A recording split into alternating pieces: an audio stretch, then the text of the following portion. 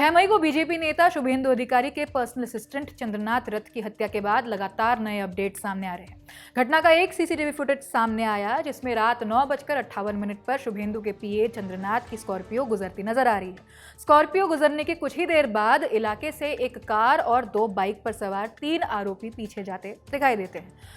Media reports के मुताबिक इन आरोपियों ने 7 किलोमीटर तक चंद्रनाथ की गाड़ी का पीछा किया। मध्यम ग्राम के दोहरिया जंक्शन के पास आरोपियों की कार स्कॉर्पियो से आगे निकल गई और सामने जाकर गाड़ी रोक दी। स्कॉर्पियो में चंद्रनाथ ड्राइवर के बगल वाली सीट पर बैठे हुए थे। जैसे ही कार सामने आई, ड्राइवर को गाड़ी रोकनी पड़ी। जब तक चंद्रनाथ और उनके ड्राइवर को कुछ समझ आता, उनके सामने से गोलियां चलना शुरू हो गई। 6 से 10 राउंड फायरिंग करने के बाद आरोपी वहां से फरार हो गए। एएनआई से बातचीत में हमले के प्रत्यक्षदर्शी ने बताया कि कार के बाईं तरफ से फायरिंग शुरू हुई। गोली चलाने के तुरंत बाद हमलावर भाग गए। गोलियां बेहद करीब से चलाई गई थी।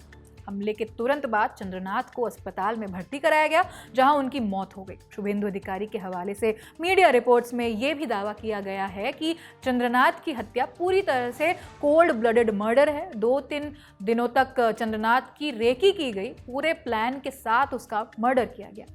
शुभेंदु अधिकारी के हवाले से मीडिया रिपोर्ट्स में यह भी दावा किया गया कि चंद्रनाथ की हत्या पूरी तरह से कोल्ड ब्लडेड मर्डर है। 2-3 दिनों तक चंद्रनाथ की रेकी की गई। पूरे प्लान के साथ उसका मर्डर किया गया।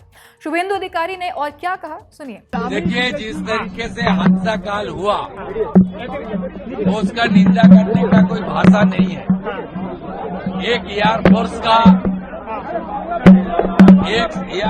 का एकांत रात को मर्डर करने के लिए एक ही वजह है, वो बीजेपी का शुभेंदु अधिकारी का एग्जीक्यूटिव असिस्टेंट है।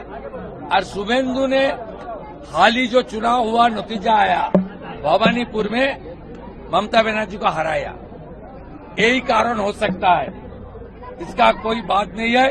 मैं उनका परिवार का साथ दूंगा और परिवार का जो डिमांड है, तुरंत इसको जो किया है उनको हिरासत में लेकर चार्जशीट करके कॉन्विक्शन दिलाना, एक प्रक्रिया में भी मेरा जो जिम्मेदारी है मैं निभाने का काम करूंगा। फॉरेंसिक जांच की शुरुआती रिपोर्ट्स के मुताबिक हमलावरों ने 47X पिस्टल का इस्तेमाल किया था। इस मॉडर्न हथियार का इस्तेमाल आम अपराधी नहीं करते, ज्यादा प्रोफेशनल शूटर्स ही इसका इस्तेमाल करते हैं।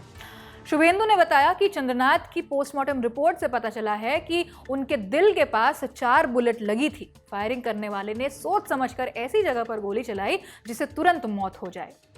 मीडिया रिपोर्ट्स के मुताबिक पोस्टमार्टम रिपोर्ट में यह भी सामने आया कि कई गोलियां लगने से उनका दिल बुरी तरह डैमेज हो गया। बहुत ज्यादा खून बहने से मल्टी ऑर्गन फेलियर हुआ, जिससे उनकी मौत हो गई। उनकी मौत पर सपा प्रमुख अखिलेश यादव ने गृह मंत्री अमित शाह पर आरोप लगाते हुए क्या कहा, सुनिए।